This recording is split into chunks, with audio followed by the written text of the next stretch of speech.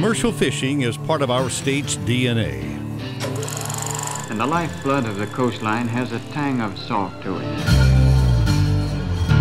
Salt running through the blood of generations of our state's fishing families. And when you get it in your blood, it's hard to get it out of your blood. Recreational fishing follows bloodlines too. When I was a kid, my daddy took me down to the piers to fish. Many recreational fishermen say that tradition is being threatened by some traditional commercial fishing methods. Because there's a whole lot less fish than what there used to be. The commercial fishing industry denies that. The data's not there. But scientists say it is. It says there's a big problem that needs to be solved. Some blame the problem on state government. Our fisheries management for years has been managed for maximum commercial harvest. A dispute over regulating the harvest of the popular southern flounder is caught in a political net that stretches all the way to the state's capital. The fish stocks have gotten smaller, and now everyone is left fighting over the crumbs. And the fight is getting contentious. Tires slashed, cars keyed. It could get a lot worse than that. It's a big fight over fish, and there's a hook. I think everybody wants to do the right thing.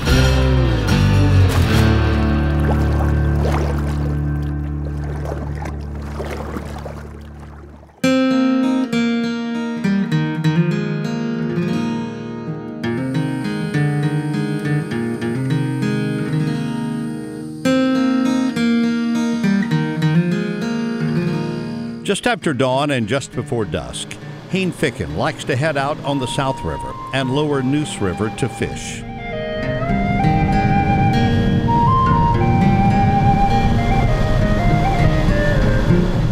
Looks like a good place for a fish. And trying to either get a flounder or a redfish. FICKEN has been fishing in and around Pamlico Sound for 45 years. If I didn't have the patience, I wouldn't be out here. Because there's a whole lot less fish than what there used to be. Not like fishing with his dad here in the 70s and with friends in the 80s. Beautiful fish. Those are some 2 and 3 pounders. You catch coolfuls, croakers and gray trout. It was just unbelievable, the fish that we had down here. Some of those were 8-pound flounder. FICKEN lives in Wayne County. He's owned a second home on the South River near Pamlico Sound for 25 years. It's his fishing getaway. Fishing has just continually got worse. This year has been the worst year of fishing I've ever had. HAIN had hoped to spend time down here fishing with his son, just like his own father did with him. The fishing down here is so poor that you can't get him excited about fishing. I mean, this is awful. It's just sad. It's sad. People in North Carolina deserve to have fish in those waters.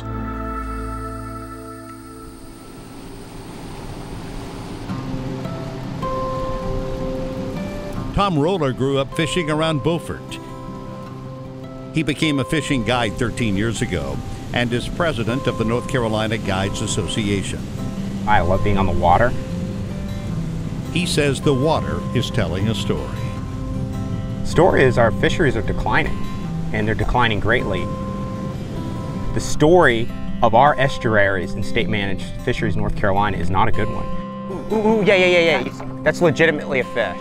Roller says the southern flounder has helped keep his charter business afloat. He says he used to easily catch 10 a day. Now, they're almost gone. And it's completely changed, and there's a lot of small juvenile fish around, and that's about it. Oh man. And the fishing overall? It's nowhere near what it was 10 years ago. We see less fish, we see less schools of fish. Hello, welcome to the Carolina Outdoor Journal. Joe Albee has seen changes too.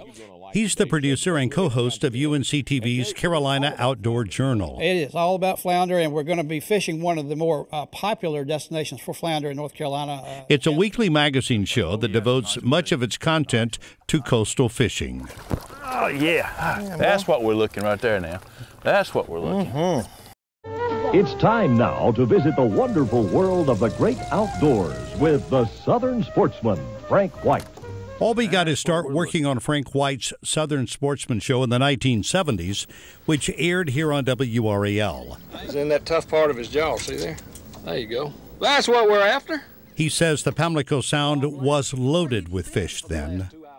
The croaker, spot, and gray trout populations were such that you could go out and spend a day and catch lots of fish. Pretty much anywhere in Pamlico Sound that you wanted. I thought it was a flounder, and I'm picking up a nice red. To see where we were in the 70s and see where we are now, it's really a shame. The croaker, spot, and gray trout used to be the big three of Pamlico Sound. They're not anymore. The State Division of Marine Fisheries manages or co-manages with the federal government 24 species of finfish. This year it classifies the status of 15 of them as either of concern, depleted, or unknown, including southern flounder, croaker, spot, and gray trout, the latter being listed as depleted. The resource is actually much better than what some people believe. Everything's not rosy by any stretch of the imagination, but still, this most recent stock status report indicates that the stocks are in pretty good shape. I think we've identified the problem. The scientist serving on the State Marine Fisheries Commission disagrees. We're not doing that well, especially on the inshore fish. I think the situation we've got southern flounder is very dire. If you had a cattle farm and you killed all the calves before they became sexually mature, then you're not, your potential to have a ranch is going to be diminished very quickly. And that's the situation we're in. Next, a look at some of the commercial fishing gear that Wicker and others say has contributed to that situation. We can have commercial fishing, it just needs to be done in a different way.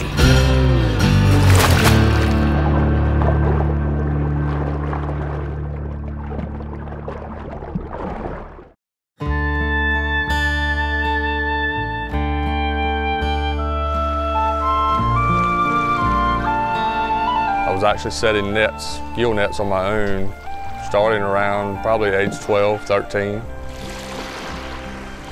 And that was my love. That was something that I look forward to every day. Andrew Berry is a commercial fisherman from Manteo. He fishes with a large mesh gill net. Well, a gill net is probably the most effective way to catch a lot of these fish. The number one fish that I target nowadays is probably the southern flounder. That's because southern flounder is the most popular and the most profitable catch. You can set the net and leave it. Buoys suspend the top of the gill net to the water's surface while weights hold down the bottom, creating a nearly invisible wall of monofilament netting in the water.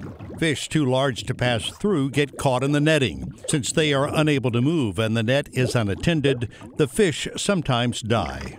Critics call it a non-selected method of fishing, since the net catches any kind of fish of a certain size and can also catch other types of wildlife. They kill everything. They are unbelievably efficient and effective gear.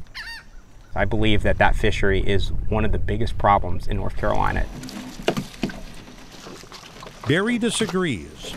Saying a gill net is non-selective is very far from the truth. Berry says he can adjust the mesh size to catch different sizes of fish, but that doesn't mean he can select the species.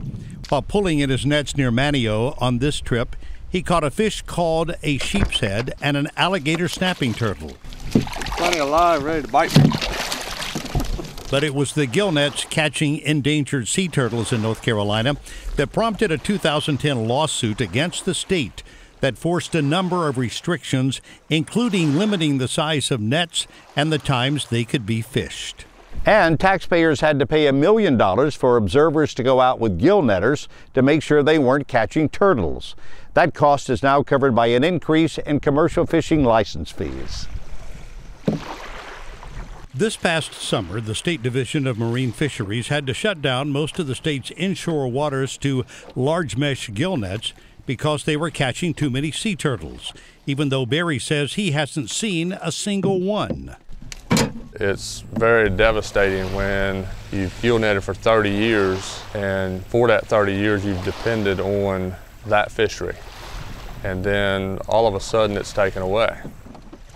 And when you sit there and listen to person after person say they're about to lose their house, about to lose their vehicle, their insurance is getting canceled, all because of a closure when there's no studies or facts behind it, sure, that's going to make people frustrated. Federal and state law enforcement officers believe that frustration was behind the killing of a sea turtle near Cedar Island in July. Authorities say someone severely beat the turtle's head. Yeah, I'm seeing them all up in there now. Sammy Corbett is a commercial fisherman and chairman of the North Carolina Marine Fisheries Commission. The commission regulates commercial fishing in the state. He helped draft some of the gill net restrictions designed to help protect sea turtles. There's a mullet right there. Corbett says he stopped using large mesh gill nets because of all the restrictions. See the little ones jumping through it. They hit it and they're too small, so they just shoot right through it. Corbett now uses a hole net. The net looks like a large mesh gill net, but instead of being anchored and left, the nets are dragged in a circle around a school of fish. Yeah, I see something stuck in it down on this end. Yeah, they're hitting it. Even though Corbett is trying to catch mullet, his net caught 2 red drum, a black drum, and a spot. It shows how non-selective a net can be. You're always going to catch something that you're not targeting. I don't care what kind of fishing you're doing. You want him? If he's legal, yeah, we've got the bycatch on here. Corbett and his son-in-law were there to release those untargeted fish. Maybe. If those fish had been caught in an unattended gill net, they would have likely died. All right, come on, hop in. Let's get this thing in. Those untargeted fish are called bycatch. Gill netters are allowed to catch a limited number of untargeted species as long as there's a market for them. But critics say gill netters are catching too many fish of all kinds, especially southern flounder. In 2014, the State Division of Marine Fisheries listed the southern flounder as depleted due to overfishing. This year, it reclassified the fish under concern.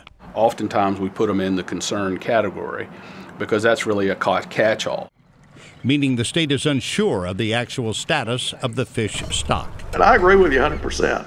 But Mike Wicker says the southern flounder is going the way of the river herring, which was virtually wiped out by overfishing almost a decade ago. We're really in a very similar situation where if we don't do something, we could lose that fish, and it may take decades to get back, if ever. The science has been there to say, hey, we need to pull back on this. We're over-harvesting these fish, but the push has always been there to say, no, we need to catch more fish. You know, we need to be able to make money off of this resource.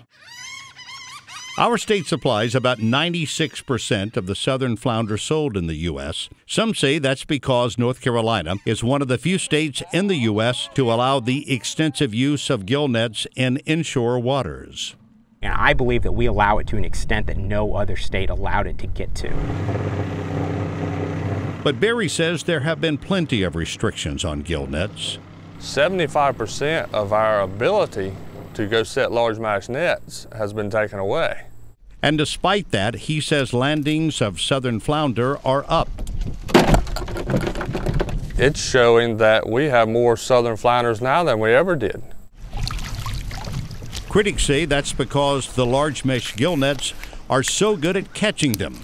Barry agrees the nets work well, but he says since he and other fishermen haven't seen a decline in southern flounder, he sees no reason to stop.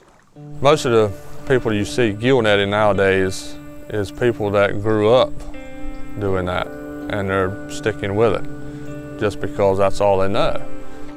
Something that I don't want to give up on, something that I'm willing to fight for. A pound net is great gear. Roller says a pound net is a better way to catch flounder. He shows us these poles used to set one in core sound. Every fish that gets in that trap is alive. And untargeted fish can be released. He says gigging it also is a more sustainable way to catch flounder. We can catch all the southern flounder we want using sustainable gigs and pounds. Why do we have a de facto allocation to the most expensive to manage and the most destructive fishery? These floating walls of death catch more than just fish. Next, a campaign to ban gill nets and how politics derails a proposal to restrict the southern flounder harvest. I think we need to bring this process out of the gutter.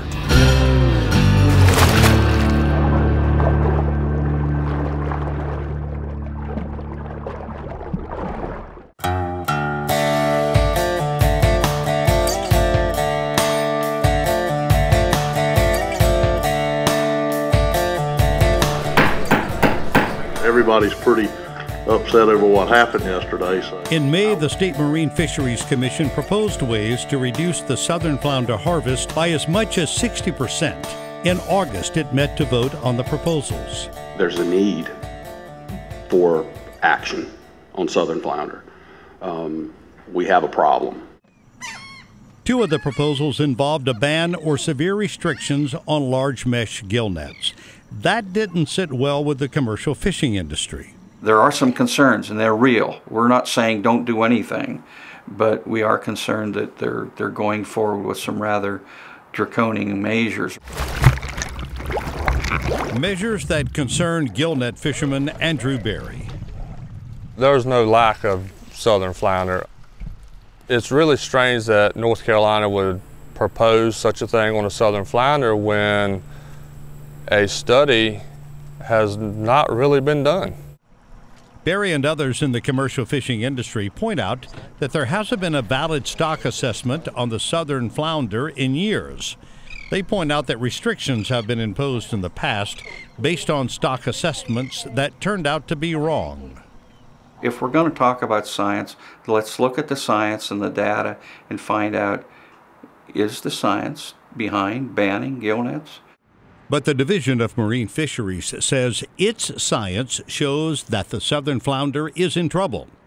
We're catching a lot of fish in nets that can't be retained, and they're dying, and we're not allowing enough mamas to get offshore and spawn to make the babies that we'll fish for next year. Pull that out. Yeah. Daniel says just because fishermen like Berry are seeing plenty of southern flounder, that doesn't mean there isn't a problem. You may see plenty of flounder in the location you are, but I've got to manage this thing from Virginia to South Carolina. And not everybody's seeing the same thing that you're seeing. And while Daniel supports harvest restrictions, he opposes a gill net ban like other coastal states have enacted. Those states failed in their fisheries management approach. They failed in their fishery management program, pure and simple. This concept of disadvantaging one user group over another, or banning one type of gear over another, has always been seen as inconsistent with the Fisheries Reform Act and with the mission of the division. Some say it's better to ban the gear causing the most problems than to place restrictions on all gear. But it doesn't depress everybody. In other words, you've got pockets of optimism. The proposals to ban or severely restrict large mesh gill nets ignited a war between commercial fishermen who oppose more restrictions and recreational fishermen who support them. Little redfish. This terribly wasteful fishing technique also kills many untargeted species of fish that are left to rot. The Coastal Conservation Association of North Carolina produced this video blasting the use of gill nets. These nets can kill anything that they entangle. I think the public apathy is our biggest hurdle that we have to overcome. Hey, Donald. And the CCA circulated petitions supporting a net ban at fishing tackle shops around the state. This petition here is to ask Marine Fisheries Commission to end the overfishing of flounder. Donald Willis has been encouraging his customers to sign it. Definite overfishing. Our public trust resource, our flounder fishery, has been overfished for over 20 years. I want to see it addressed for the good of all people. Well, we need better management, and we need a better plan to control and regulate this fishery. And so I think we're going to start with you, Catherine. It was a sentiment repeated at a public hearing in August when the commission met to vote on the restrictions. The fish stocks have gotten smaller, and now everyone is left fighting over the crumbs. Eliminate the gill nets that have drastically reduced those fisheries. We need some drastic measures to correct some drastic mistakes. But commercial fishermen said they would be unfairly punished by new restrictions. Why not work with fishermen rather than always saying catch less, catch less, catch less? It's my belief that recreational fishing is killing more fish than it's keeping through dead discards. We ask the Commission to not make this mistake in management on southern flounder. Commercial fishermen also complained that the Commission did not have the legal authority to impose the restrictions. They said that would instead require the much longer process of amending the state's fisheries management plan. They got 13 coastal legislators to sign a letter to the Secretary of the Department of Environment and Natural Resources saying as much. The letter was delivered on the eve of the Commission's vote on the gill net restrictions at its August meeting. And the letter's message was delivered the same day in person at the Commission's meeting by one of the legislators who signed it. I am not here to offer you any advice as to how you might want to cast your vote, but I can share with you this, that there are a significant number of legislators who are going to be watching this vote very, very carefully. If any decision that's made is not interpreted as being fair, you will likely be dealing with the legislature moving forward. So, not a threat, it's just, it's a fact. If we're not supposed to take this as a threat, how are we supposed to take this? It's a commission of the executive branch that's appointed by the governor, and then to have someone from the legislature come over and try to influence that body's decision-making process just seemed very inappropriate at the time. After his remarks, Steinberg said this to a group of CCA members in a hallway. Now, I don't have anything against sea turtles, and I'm not going to bash any of them on the head or anything like that. But the fact of the matter is this really what we should be doing? Shutting down an entire industry for a few sea turtles? No, it was not meant to be a threat at all. In an interview with us, Steinberg defended his remarks. These recreational fishermen aren't bringing their harvest to market, but the commercial fishermen are.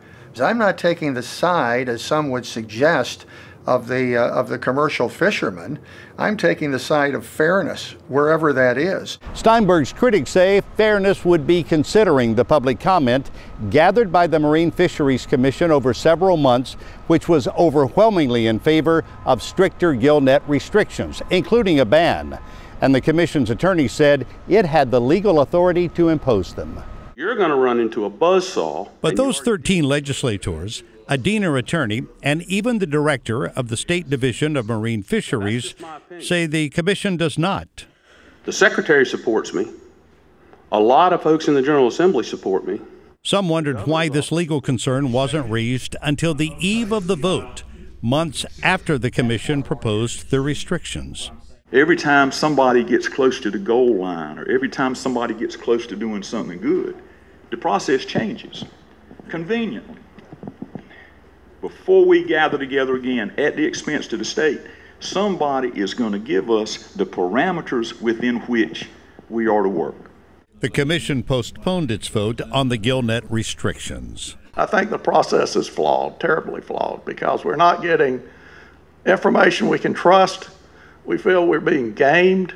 Some say that flawed process and the resulting inaction on flounder harvest restrictions reveal serious problems in the way our state's saltwater fisheries are managed.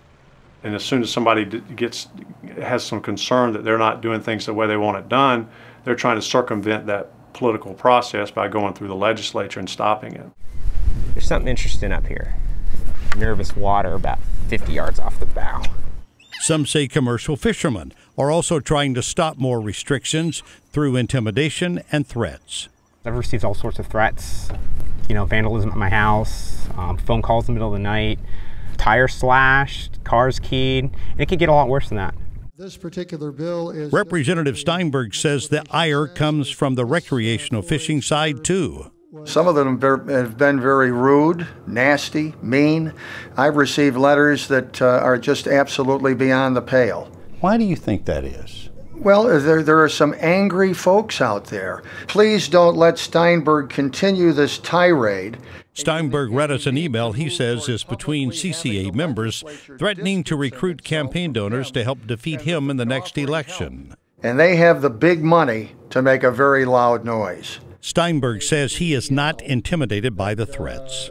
It exists, it's real, but I'm not going to have any part of it. I was roundly chastised. The director of the Division of Marine Fisheries, who supports a reduced flounder harvest but opposes the most severe gill net restrictions, gets it from both sides. People aren't going to like the director of marine fisheries. It is a no-win job. It is. They're not going to like me, and that's fine. I mean, I'm not doing this to be popular, because clearly if I am, I failed miserably in that effort. Next, as the gill net debate continues, some recreational fishermen point to another commercial fishing method they say is killing too many fish. The shrimp trawlers need to go.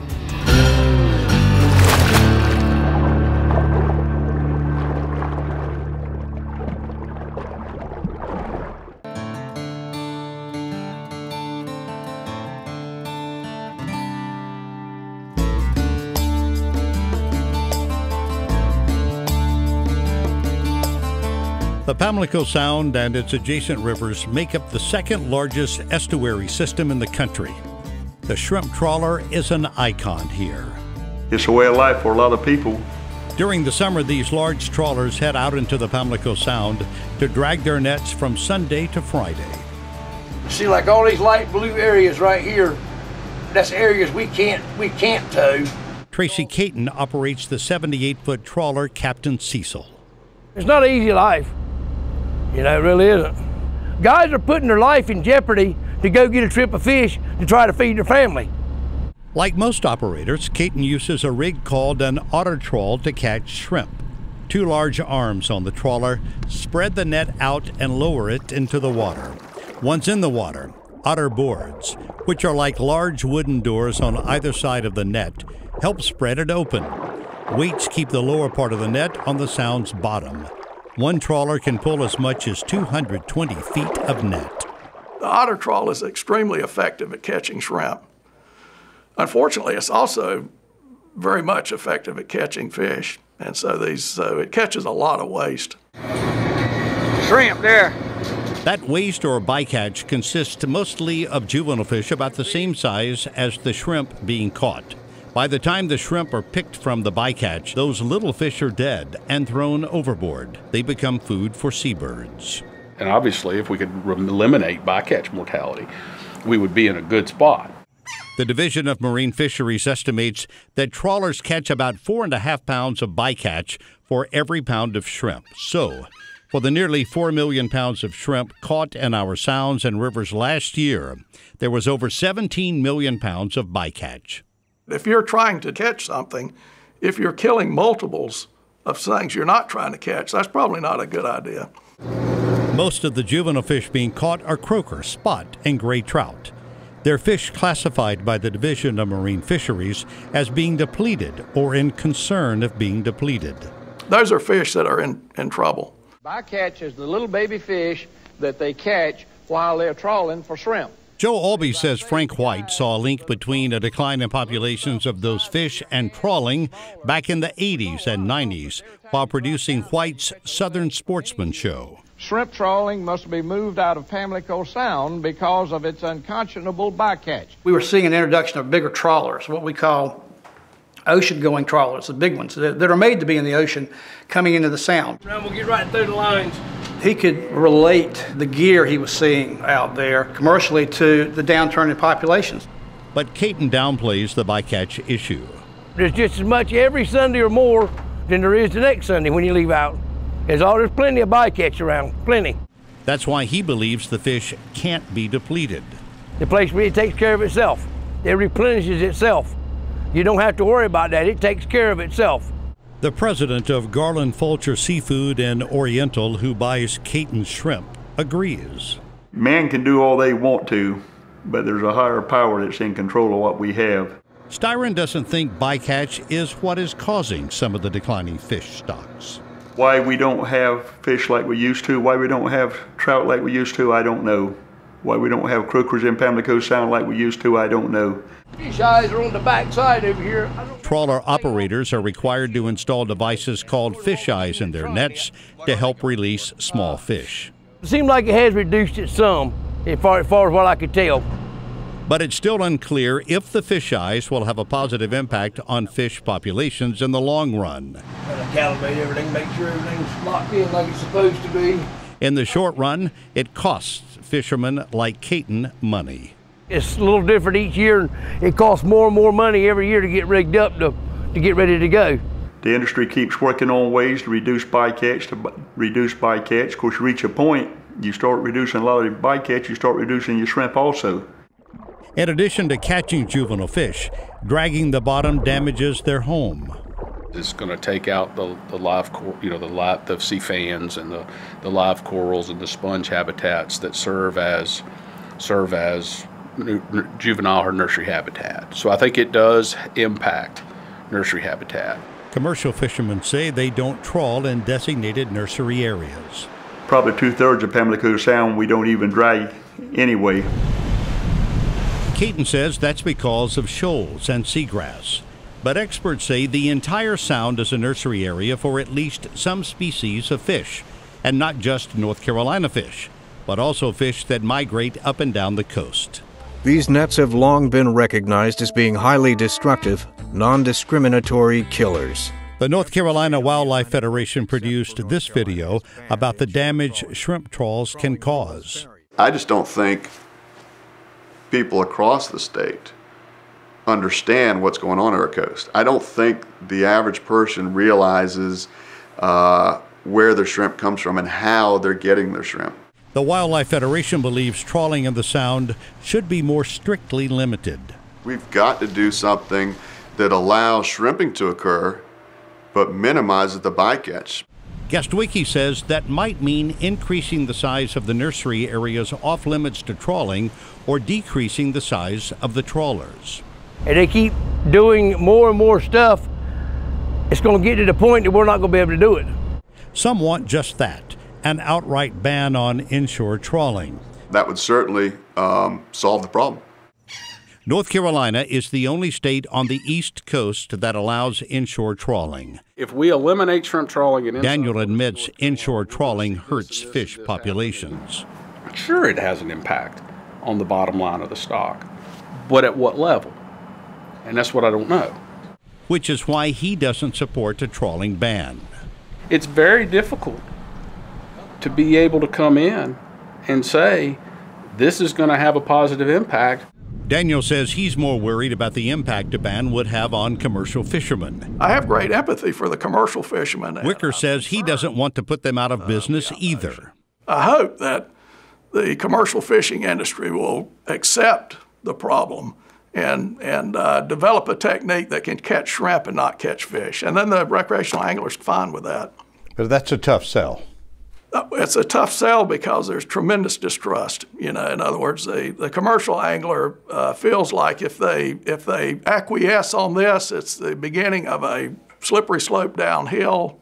But Wicker says if so many fish stocks continue to go downhill, trawler operators will have little choice.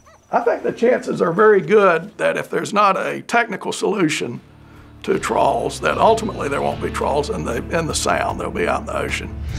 Have you got your gill net permit? Next, the weaknesses in enforcing regulations and the lax regulations on commercial fishing licenses. We're over capacity in a lot of our fisheries.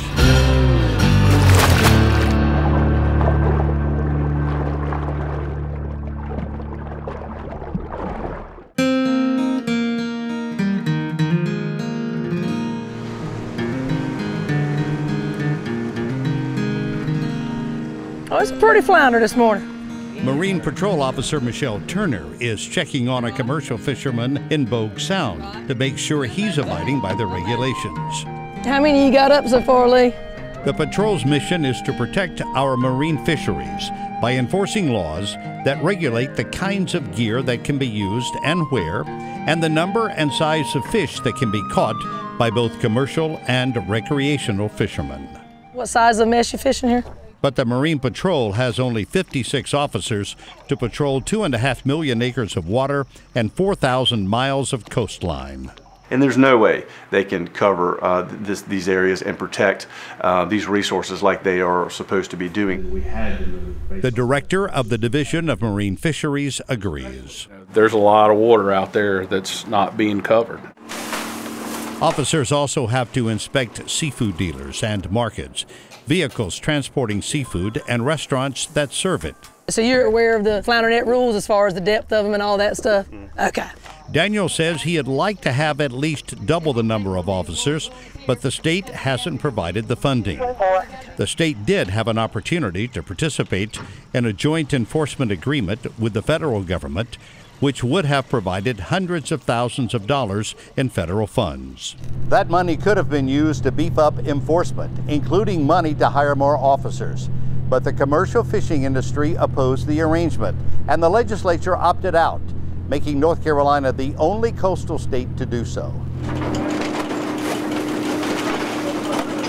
The North Carolina Fisheries Association says commercial fishermen did not want to deal with the National Marine Fisheries Service, an agency the Fisheries Association calls inept. It is about as bad a system as I've ever seen in my life, and we're going to collaborate. See what's going on over here. Meanwhile, fishing guide Tom Roller says he rarely sees a Marine Patrol officer on the water. They don't have the resources they need. I get checked by Marine Patrol maybe 3 times a year, twice maybe, and I'm on the water over 200 days. Roller also believes the fines for breaking the law are too small. A lot of these guys, they'll tell you it's the cost of doing business if they get caught. Roller says too few officers and fines that are too small makes breaking the law too tempting for some. I see a lot of illegal netting. Which puts more pressure on what Roller says is an already distressed resource. Some say the availability of commercial fishing licenses is also applying more pressure. The state requires applicants to have some experience in the commercial fishing industry before it will issue a license. But commercial fishermen can sell or lease those licenses to whomever they want. Anyone that has $2,500, which is about the going rate of a license, can become a commercial fisherman. We actually found one on Craigslist for $1,700. They are too cheap, put it to be blunt, and they are allowing folks that aren't truly commercial fishermen to buy these and use them how they want to. Have you got your gill net permit? This recreational fisherman being checked out by Officer Turner is using a commercial license. Your gill net's supposed to be marked with 2 yellows. I'm just going to write you a warning for that. We allow people in North Carolina to use commercial gear, trawls and large mesh gill nets and small mesh gill nets and other types of gear that never sell a fish. If you use commercial gear, you should be required to sell your fish. So you're creating all this competition for a limited resource that's unfavorable to the folks that are trying to make a living at commercial fishing. The catch commercial fishermen sell is reported to the state. The number of fish sold is one piece of data the state uses to calculate its estimate of fish stocks. And we don't have a good handle on how many people are actually using a commercial license and catching fish and not reporting. That would make our stock assessments optimistic. We're probably catching 20% more fish than what's even being reported. Snead and others say the state needs to reform its commercial licensing process and limit licenses to only those who make a living fishing. By actually defining a commercial fisherman in stricter terms, you actually increase their opportunity to make a better living. As opposed to just anybody that decides they want to give it a try, or anybody that wants to go throw out a couple of 100-yard shot of gill net, that's going to take legislative change. Daniel says his division's own efforts to do surveys and hold meetings to help come up with a definition of a commercial fisherman have gone nowhere. Next, finding the balance in managing our marine fisheries. I'm not going to say you need to have less regulations. You need to have fair regulations. And steering from conflict to compromise to reach a solution. We know what we need to do. Whether we can do it is the question.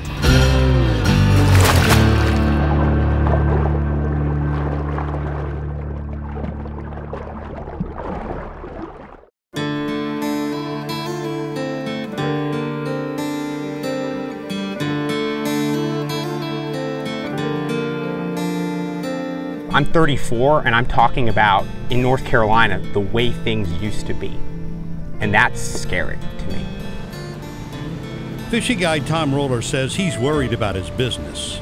I've been doing this for 13 years. I am good at what I do.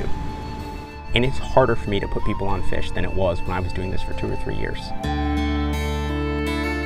We're not managing our fisheries to be here in the future. 3-pound trout would be nice about now. Joe Albee remembers robust fishing in the Pamlico Sound while working on Frank White's Southern Sportsman show. As we progressed into the 80s, into the 90s, we started seeing changes. White noticed them too. Those days are gone forever. He was very vocal about it. He even correctly predicted the depletion of the gray trout. And the total catch, 11 gray trout. 15 years ago, you could catch 150 or 200 trout. He, to me, was the first one that really publicly brought it to the public's attention via his show that we have a problem. A problem that has extended into the production of Albee's own show. In 22 years of doing Carolina Outdoor Journal, I have never shot a croaker or spot or gray trout show in Pamlico Sound. They just haven't been there. I first came down here in the 70s. HAIN FICKEN shows us what used to be the Sportsman Village restaurant and motel near his house on the South River. And when we came down, it was always packed because of the fishing. And then just through the years, the fishing got so bad that 10 years ago, it closed down. It's just a sign of the times. Hard times caused by a decline in recreational fishing here. It's an industry worth about $1.6 billion to our state's economy compared to commercial fishing, which generates only about $300 million. Good job, son. The flounder both sides are fighting over represents only a small fraction of that amount, and commercial fishermen catch about 80% of it. We need to stop catering to the commercial fishing gear and ask, what can we do to have viable coastal communities and viable fisheries? Because if you lose the fish, you lose the fishermen. This is not about me wanting more fish to keep. This is about me wanting to have fish in the water. And I feel now that, particularly in a recreational versus commercial issue, we're spending a lot of our time arguing over scraps because there's that little left for us. If a stock is crashing, or if there's really a problem, you would think that after 20 years that commercial catches would be going down. They're not. But recreational fishermen say that's because gear, like large mesh gill nets and large trawlers, allow fewer fishermen to catch more fish. Unless we do something fairly quick, it's just going to continue to go downhill. We can have commercial fishing, it just needs to be done in a different way. Commercial fishermen are resistant to more regulation. It's regulated enough. If anything, too far. It seems like every year you have, you know, just a few more regulations put on, a little more pressure, a little more making it harder to make a living. This is actually some of my mullet net. Barry and other commercial fishermen admit that some regulations are necessary. But as long as we're going after the bands of gear, I don't see that angst diminishing at all. There's a decades-old sea of angst between commercial and recreational fishermen. The thing I'm very concerned about in North Carolina is that these people have become enemies.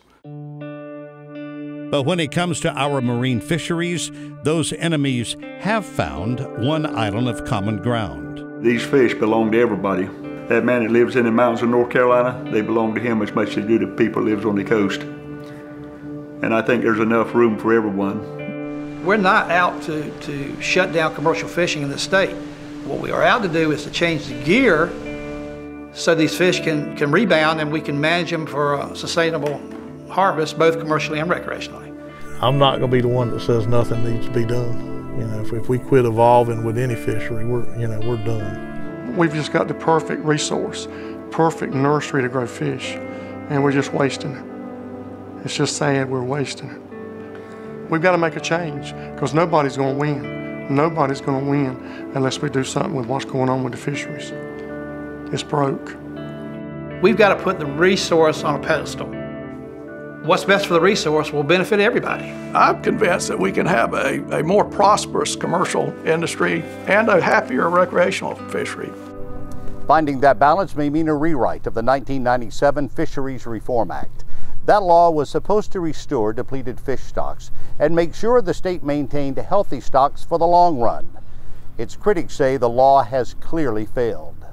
It doesn't belong to any of us. It was really not set up for change. It was set up to pretty much keep everything the same. And I've heard people say they're afraid to do something because their house is going to be burned down. When people who push for change are threatened and intimidated, including members of the Marine Fisheries Commission, and the Commission's efforts to do anything stall, then there's clearly a problem with the process. I think the discussion for so many years, so many decades, both in the legislature and in the public arena has simply been to pit commercial versus recreational. And that obviously hasn't gotten us anywhere. So let's focus on the resource. Let's get the discussion focusing on sustainable fish stocks, protecting the juvenile nurseries, and making sure that all fishing is being done in a sustainable manner. I'm just running the bank trying to catch a few mullets. I'm a dumb commercial fisherman. I don't have a clue what to say we need to do, but we need to do it where we don't put anybody out of business and we don't completely destroy the resource. I think everybody wants to do the right thing. Doing the right thing may have to start with steering a course for compromise in a sea of conflict.